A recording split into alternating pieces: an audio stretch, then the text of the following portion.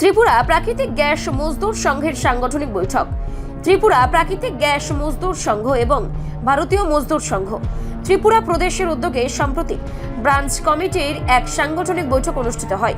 এই বৈঠকে মূলত এলসিবি ড্রাইভারদের বিভিন্ন দাবি দাওয়া ও সমস্যাকে কেন্দ্র করে বিস্তারিত আলোচনা হয়। সভায় উপস্থিত সদস্যরা জানান, দীর্ঘদিন ধরেই এলসিবি ড্রাইভাররা নানান সমস্যার সম্মুখীন হচ্ছেন। তাদের কাজের পরিবেশ, বেতন পরিকাঠামো এবং অন্যান্য সুযোগ সুবিধা নিয়ে অসন্তোষ রয়েছে।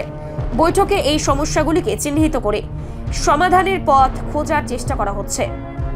সংগঠনের পক্ষ থেকে বলা হয়, ড্রাইভারদের ন্যায্য দাবি পূরণে প্রয়োজনীয় পদক্ষেপ নিতে হবে এবং তাদের জীবন জীবিকার নিরাপত্তা নিশ্চিত করতে হবে। বৈঠকে বক্তারা আরও বলেন, প্রাকৃতিক গ্যাস পরিবহনের সঙ্গে যুক্ত ড্রাইভাররা প্রতিদিন ঝুঁকি নিয়ে কাজ করেন। তাদের কাজের গুরুত্ব অপরিসীম হলেও প্রাপ্য মর্যাদা ও সুবিধা তারা পাচ্ছেন না।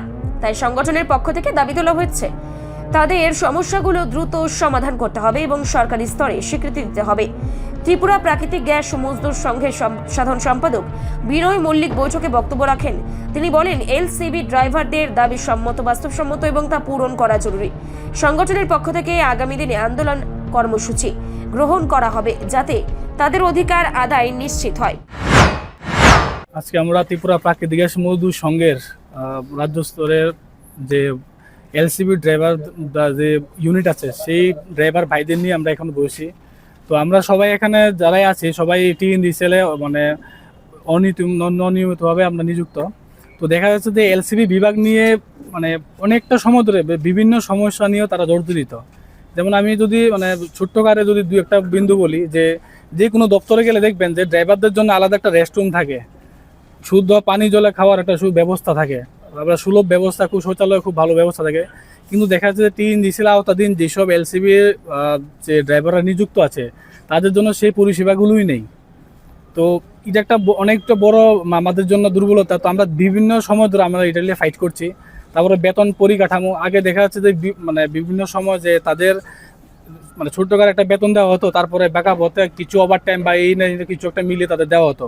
তো আমরা সাংগঠনিকভাবে অনেকটা যুদ্ধ চালিয়ে বা সাংগঠনিকভাবে আমরা প্রতিবাদ জানিয়ে একটা জায়গায় এসেছি, আমরা একটা ভালো স্ট্রাকচার পেয়েছি। তো আগামী দিনে তাদের স্কিল বা এইসব ধরনের কীভাবে আওতাধীন অন্যান্য সেক্টর যেমন বিডিএ চালু করা হয়েছে, তো সেই বিডিএ নিয়োগ নীতি তাদের ক্ষেত্রে কীভাবে আমরা চালু করতে পারি সেটা নিয়ে আমরা একটা যোজনা করছি এখানে সাংগঠনিকভাবে। প্লাস বিভিন্ন ধরনের যে সমস্যাগুলো আছে এলসিবি দপ্তরে, সেইগুলো নিয়ে আমরা পারিপার্শ্বিক কথা বলছি এবং আমাদের সাংগঠনিকভাবে কীভাবে শক্তিশালী করা যায় সেই ব্যাপারে নিয়ে আমরা একটা ঘরোয়া বৈঠক করছি আজকে। আমার নাম বিনয় মল্লিক, আমি ত্রিপুরা প্রাকৃতিক গ্যাস মজদুর সংঘের সাধারণ সম্পাদক। সমস্যাগুলি কিভাবে নিরসন করবেন আপনারা? দেখুন, প্রথমত আমরা যেটা সাংগঠনিক যেটা নিয়ম নীতি থাকে, যে আমরা প্রথমত ব্রাঞ্চ এলসিবি দপ্তরে ব্রাঞ্চ আছে, প্লাস স্টেট কমিটির প্রত্যেকে নিয়ে আমরা টিএনডিসিএল দ্বারস্থ হবো, চিঠি দেবো, এরপর একটা ডেপুটেশন বা ছোটোখাটোদের কথা বলবো। টেবিলে আমরা চেষ্টা করি, ভারতীয় মজদুর সঙ্গে সবসময় চেষ্টা করি যে টেবিলের মধ্যে সমস্যার সমাধান করার জন্য।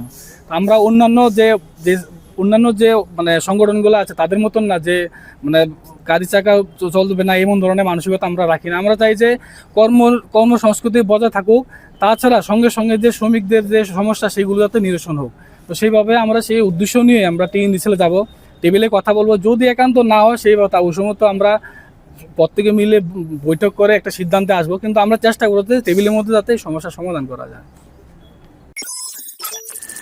রিপোর্ট সংবাদ প্রতীক্ষা।